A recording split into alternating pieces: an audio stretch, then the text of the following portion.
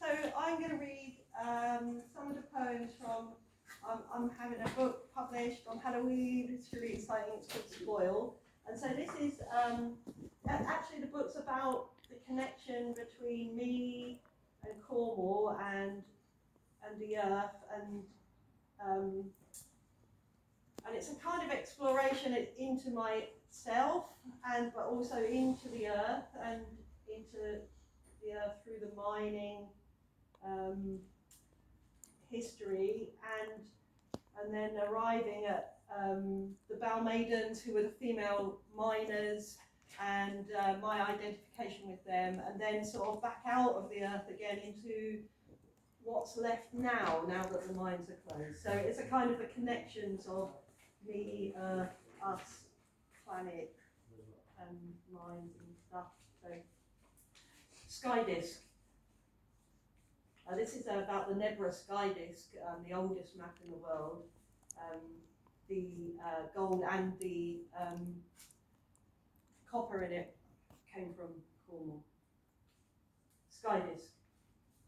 Guide me back to the island of tin, Cassiderides, Ictis. Cornish tin in the bronze of 7 stars, the metal magnetized, drawn back to the place it came up. 300 million years, lying like a blanket over its bed of rock, granite that cooled and formed long before that mineral flow poured into the cavity left by decomposing stone. The sky disk's a heavy blue-green eye looking for the root. It wants to go back, rest in the dark. It has worked for so long, 5,500 years, mapping the paths of stars, moon, and sun. I want to go back to the island of tin, Cassiderides, Ictis. It pulls me, calls me, the minerals in my blood leading me southwest. I look at the stars through a circle of finger and thumb. Salt of the earth. Don't call me salt. Call me soil. Call me dirt. Call me unrefined. Behind me, the hill rises up, but under me, the ground is broken, grubbed in the dark, holder of seeds, turn shit black. I am the 50-foot woman up to my neck in it. When I merge into the ground like this, I appear smaller, but be wary of the depths I sink to.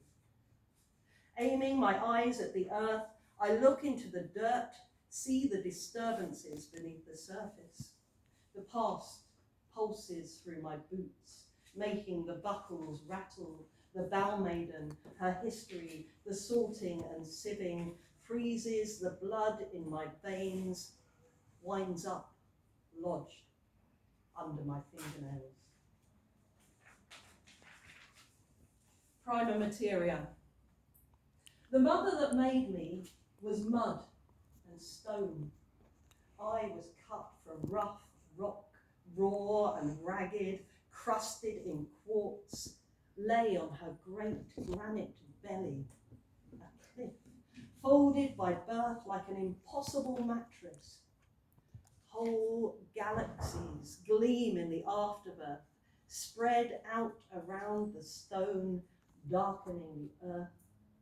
Ore spills from veins that split and spit metallic clots into the space that opens up between the rocks.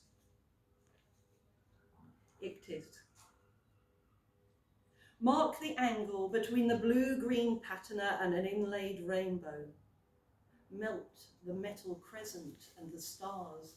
The sky disk is a milky moon. Refine it. Refine it.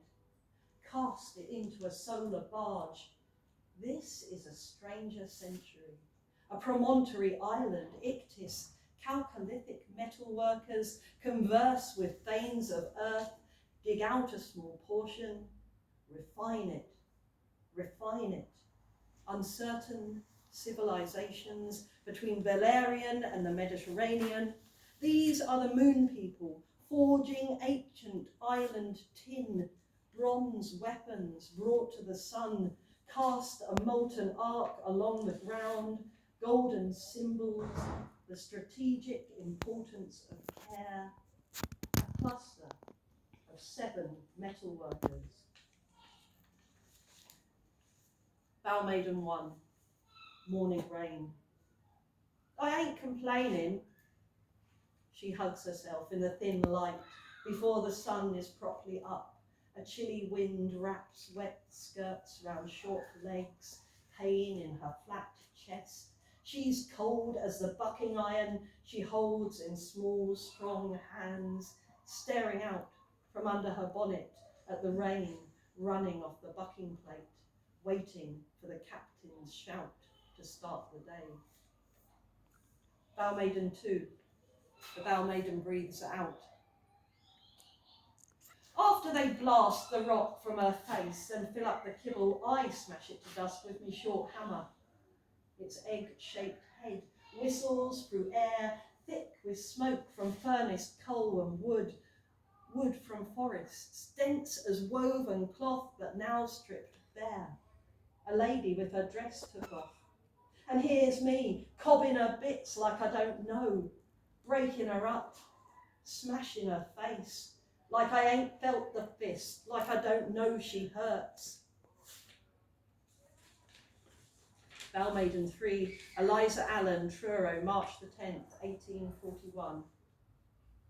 Eliza Allen, 20 years old, finds it hard to stand, feet wet. She can't work the hours she's given by the mine. Disorder of the system leaves her short of breath.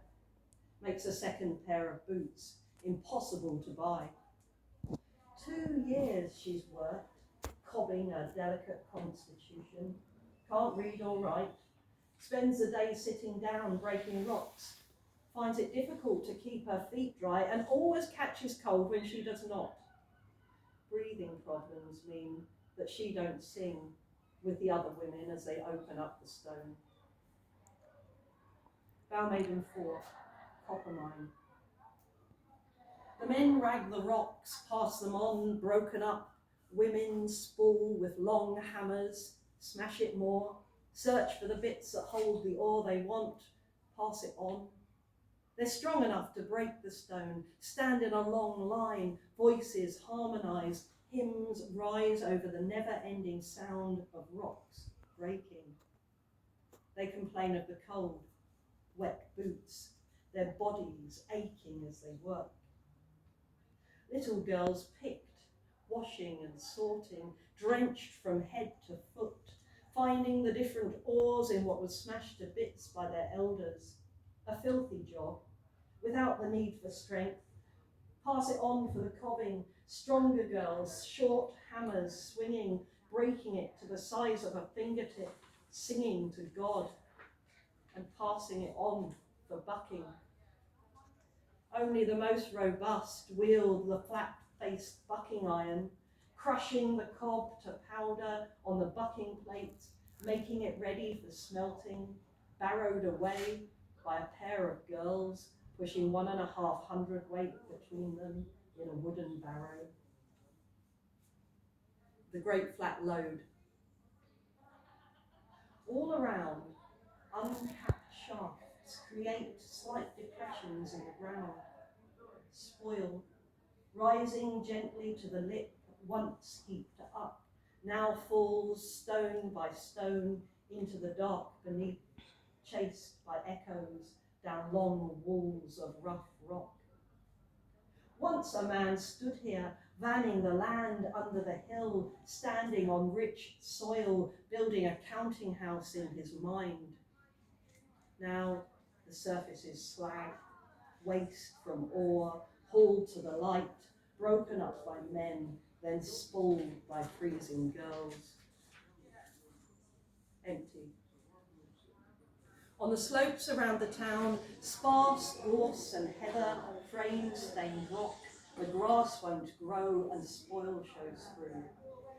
People shuffle home between discount clothing shops and the 7-Eleven off-license, smoking their spliffs on ruptured sofas, forgetting to put the bins out. Long forceps deliver their children onto the worn carpet.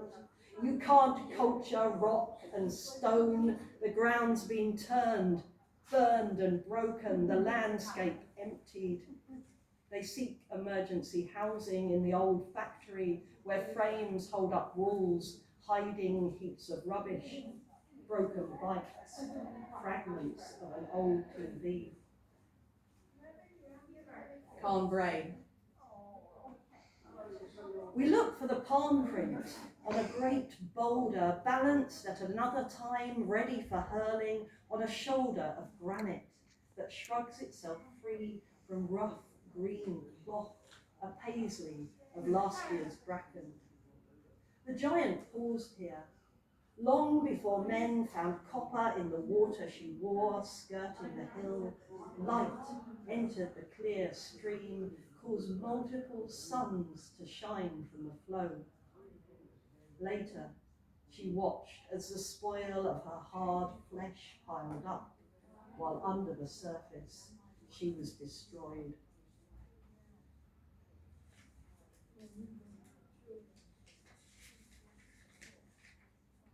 Fire in the hole. Deep tunnels filled with dark water, impassable catacombs and culverts, where men once waited in the half-light for the blast to shake them. Mines are empty churches, the silent bell tower no longer smokes. Infinity pool.